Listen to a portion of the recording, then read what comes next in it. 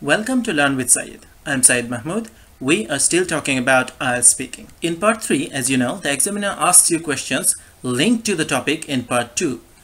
If you have to buy some time to collect your thoughts there, you could use expressions like, that's a good question, or, well, let me think, something like that. That gives you that fraction of a second to collect your thoughts and give a better answer. If the examiner asks you something that you don't understand, you should take control of the situation and ask something to clarify matters.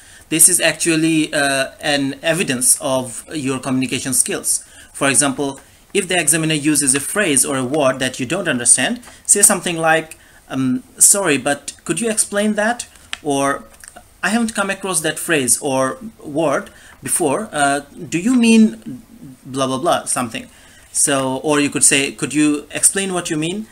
That way you don't give a wrong answer, but the way it would happen in any everyday conversation, if you don't understand something, you ask the other person to clarify themselves. So you could do that in IELTS speaking as well.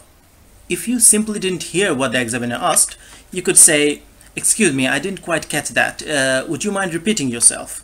Or could you say that again? If you want to make sure you've understood the examiner correctly, you could say, do you mean, or when you say da da da, do you mean blah blah blah, you know? So you could ask those things to make sure you understood the examiner correctly.